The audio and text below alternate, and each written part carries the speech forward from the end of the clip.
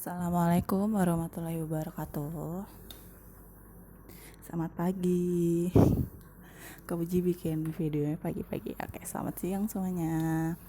Semoga masih baik-baik aja, masih terus semangat ya.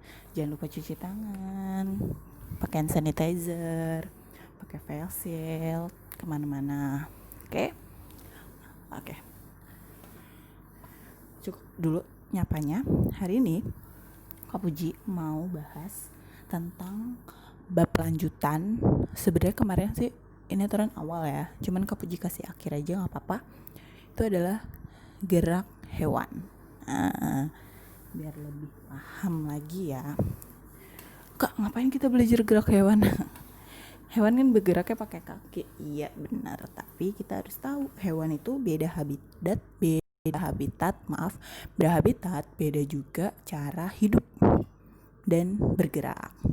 Nah, yuk kita mulai bahas.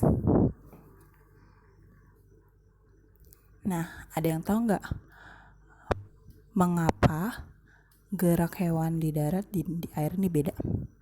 Nih, di darat dan di air tuh beda. Ada yang tahu? Ayo, siapa yang mau jawab?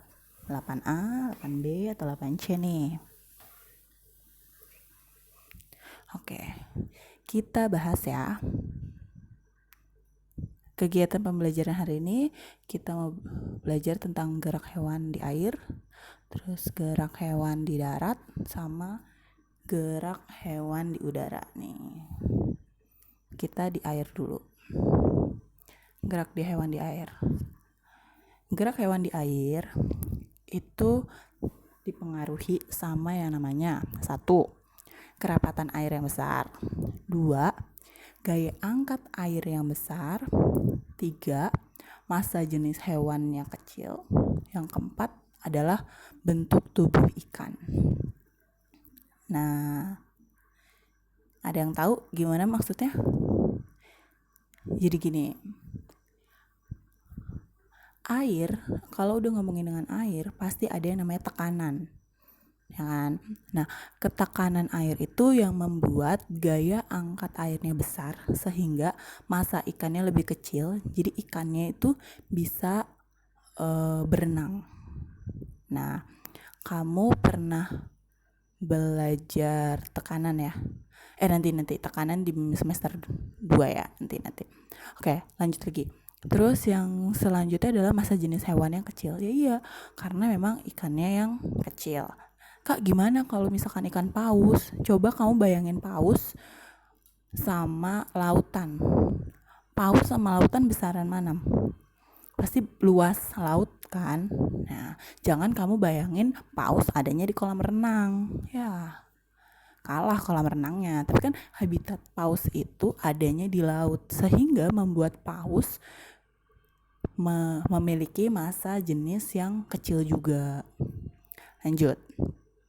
Kerapatan air yang besar.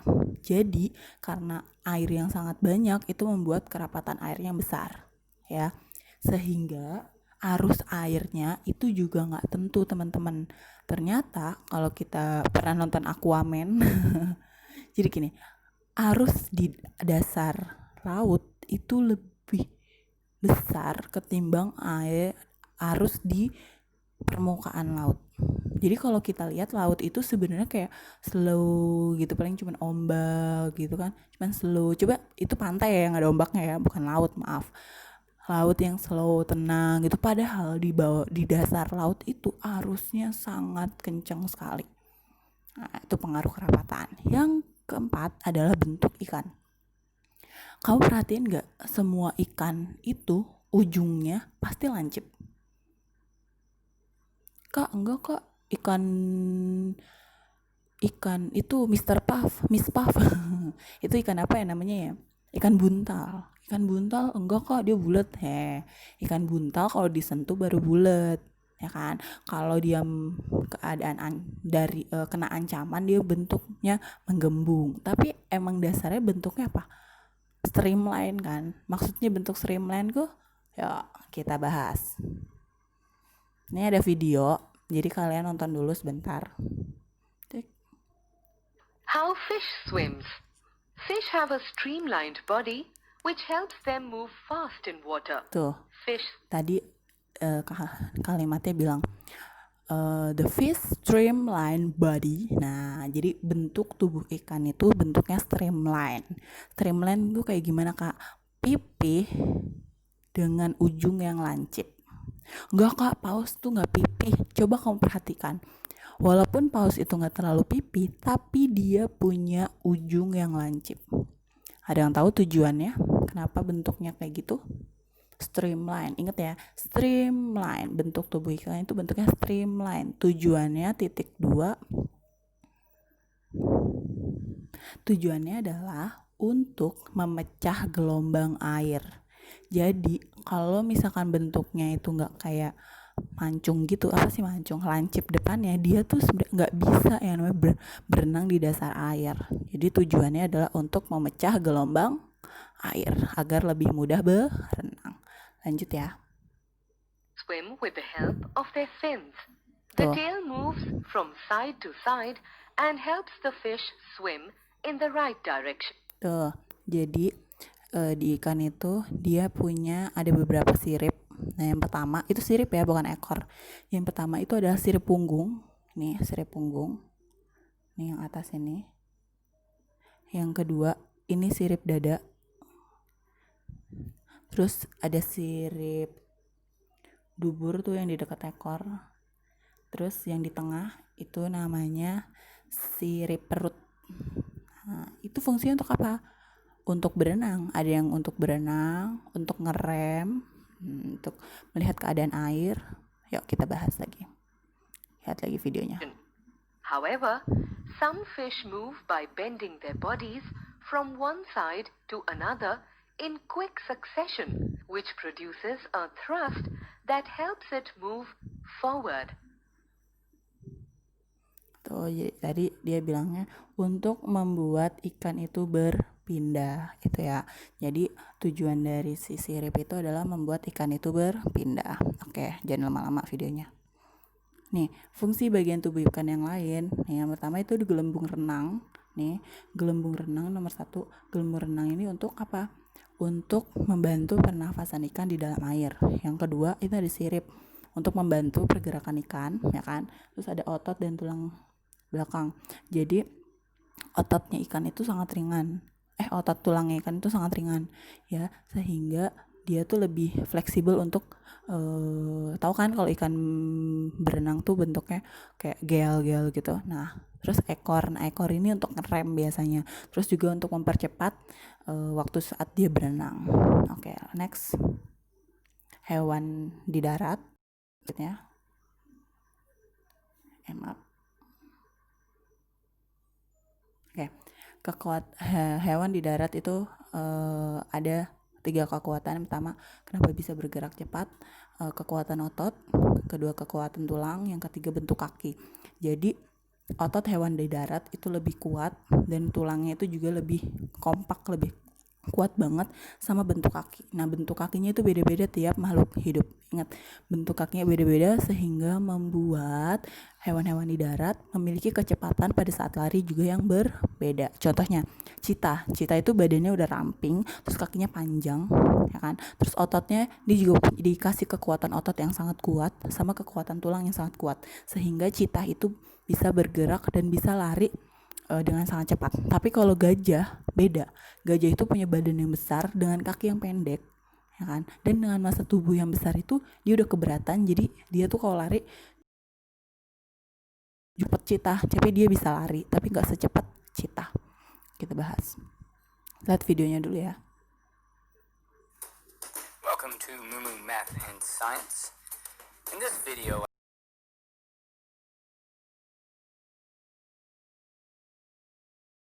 the Earth is full of amazing types of animals, with lots of variety. Move has just as much variety. Some move on 4 legs.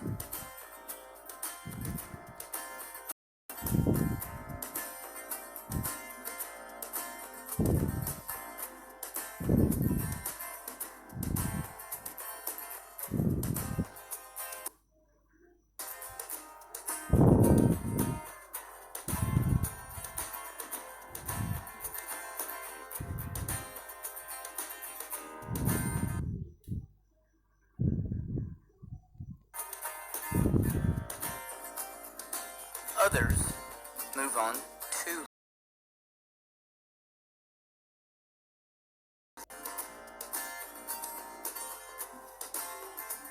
Kita cepetin aja ya.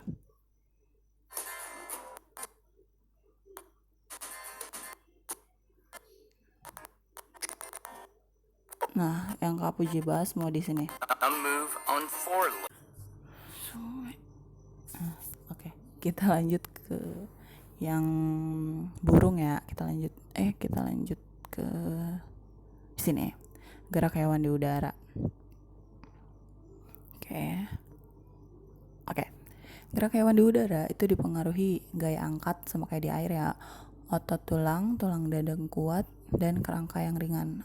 Nih, kenapa kalau burung itu bisa terbang padahal dia punya otot, tulang dada, kerangka sama gaya angkat. Kenapa kita nggak bisa terbang? Jadi gini teman-teman, kerangka dari atau tulang dari si burung itu dia tulangnya tulang kompak atau tulang keras, tapi masanya lebih ringan ketimbang hewan darat, sehingga membuat burung itu juga bisa terbang. Kak, kan ayam masuk golongan burung. Oke, ayam masuknya golongan burung. Sekarang semua hewan yang masuk golongan burung itu bisa terbang apa enggak? Pada dasarnya jawabannya nih ya, pada dasarnya itu bisa terbang. Tetapi ada tapinya, dipengaruhi oleh apa tuh?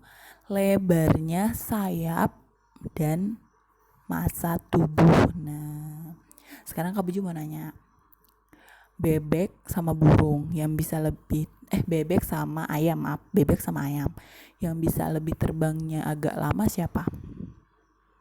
Iya, bebek kan, bebek yang terbangnya bisa lebih lama. Kenapa?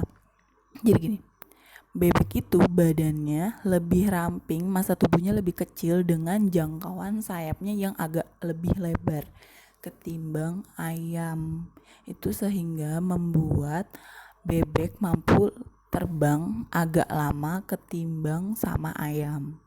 Sekarang bayangin bebek sama burung. Masanya kecilan mana? Burung kan. Terus jangkauan sayapnya besaran mana? Burung juga kan. Itu yang membuat burung bisa terbang lebih tinggi dan lebih lama ketimbang bebek. Nah, itu pengaruhnya. Yuk kita lihat videonya ya. How do birds fly? Oke, yang di depan ini masih agak cerita-cerita gitu ya. Bentar Kak Puji cepetin.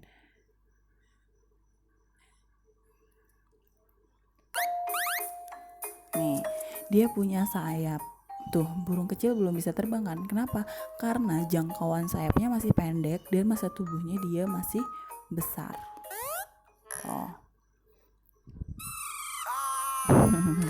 Lucu deh.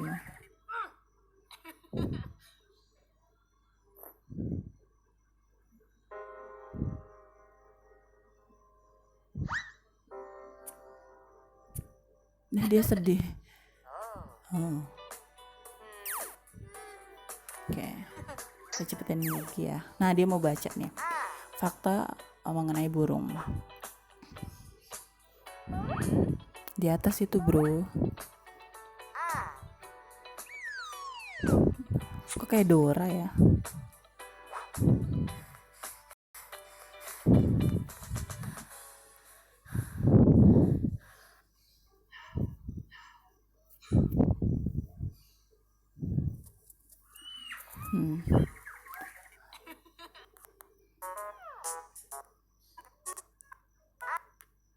Kita cepetin aja. Nih. Tuh. Burung, a bird wings half feather and strong muscle attached to them. Tuh, dia punya bulu yang sangat ringan dan punya otot yang sangat kuat. Nah, untuk mendukung dia terbang ya. Gitu. Sayapnya tuh beda-beda tahu teman-teman. Kalau teman-teman mau tahu. Nah, terus nih, dia punya lengan yang kuat. Nah, kan, untuk membantu dia terbang. Tuh, ya kan?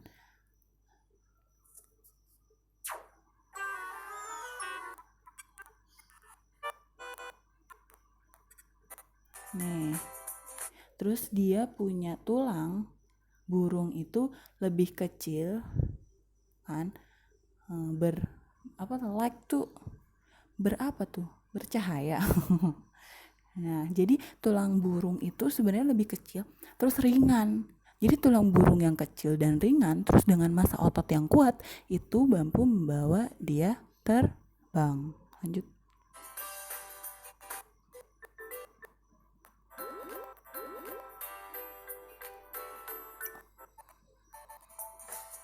Sama, dipengaruhi sama gaya angkat ya. Jadi gaya angkat. Jadi gini, gaya angkat burung itu yang sangat kecil, udah ya. Oke, gaya angkat burung itu yang sangat kecil, yang sangat besar membuat burung itu bisa terbang. Karena tadi dipengaruhi sama dipengaruhi sama massa tubuh, nah, gitu. Jadi itu yang membantu si burung itu bisa terbang. Jadi kesimpulannya itu adalah yang membuat hewan-hewan itu berbeda. Cara jawaban yang pertama tadi ya, ini jawaban yang pertama, jawaban untuk pertanyaan pertama tadi apa sih pertanyaan tadi? Nah, mengapa gerak hewan di darat dan di air berbeda? Nah, itu tadi jawabannya. Jawabannya adalah mana sih tadi? Nah, jawabannya adalah karena pengaruh bentuk tubuh dan habitat yang berbeda ya. Jadi kita tadi udah dapat banyak banget ilmunya. Yang pertama, ikan itu bentuknya streamline, tujuannya untuk memecah gelombang air. Kedua, ikan itu mampu membaca arus laut dengan memiliki gurat sisi. Gurat sisi itu garis yang ada di bagian tubuh ikan. Terus yang hewan darat itu bisa bergerak dengan lincah karena dia memiliki kekuatan otot, tulang, dan massa tubuh yang kecil. Dengan massa tubuh ya. Terus kalau misalkan burung itu kenapa bisa terbang? Pertama, dia punya otot yang kuat. Yang kedua, tulangnya ringan. Yang ketiga, jangkauan sayapnya yang luas. Yang keempat, massa tubuhnya yang sangat kecil. Oke. Terima kasih untuk hari ini. Terima kasih. Thank you. Semoga ilmu. See you guys di hari Minggu. Bye.